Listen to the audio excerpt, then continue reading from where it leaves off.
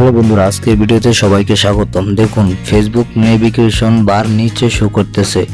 এটা একটা সমস্যা। ফেসবুক অ্যাপ ব্যবহার করার সময় অনেকেই লক্ষ্য করছেন যে নেভিগেশন বার আগের মতো উপরে না থেকে অন্য অবস্থানে দেখা যাচ্ছে, যেমন নিচে। ফলে অনেকের এই কাছে অ্যাপ ব্যবহার করতে অসুবিধা হচ্ছে। এই সমস্যার সমাধানের জন্য প্রথমে ফেসবুক অ্যাপটিকে সর্বশেষ ভার্সনে আপডেট করেছেন, ঠিক আছে। আর যেমন আপনারা গুগল প্লে স্টোরে গিয়ে আপনারা আপনাদের ফেসবুকটাকে যে আপডেট করে রেখেছেন, এখানে সার্চ করছি আমি ফেসবুক।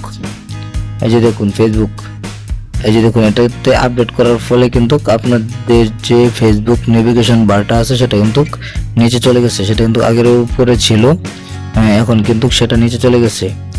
আগে কিন্তু সেটা উপরেই শো করতো, যেমন যে এখানে শো করতো, সেটা এখন কিন্তু এখানে চলে গেছে।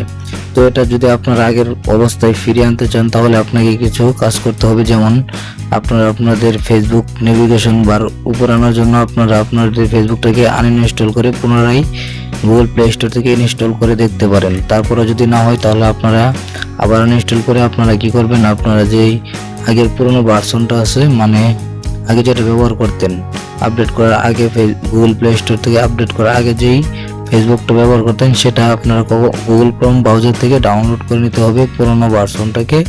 তারপর যদি ইনস্টল করেন তারপর কিন্তু সেটা উপরে শো করবে নেভিগেশন বারটা।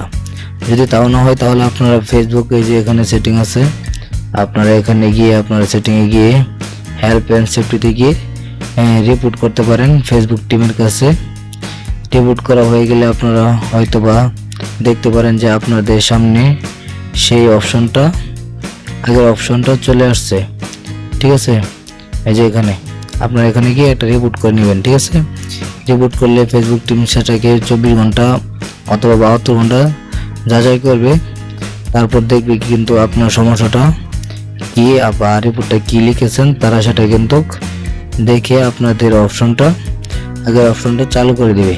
এই যে দেখুন, এখানে আপনাকে রিপোর্টটা করতে হবে। যদি আপনারা চান যে কি রিপোর্ট করবেন, আপনারা সেটা জানেন না বা কি লিখবেন এখানে, তাহলে অবশ্যই আমাকে কমেন্টে জানাবেন। আমি অবশ্যই রিপোর্টটা লিখবো, তারপর আপনাদেরকে সবাইকেই ডেসক্রিপশনে দিয়ে দেবো, যারা আপনারা সেখান থেকে বা কমেন্ট থেকে নিয়ে নিতে পারেন, ঠিক আছে।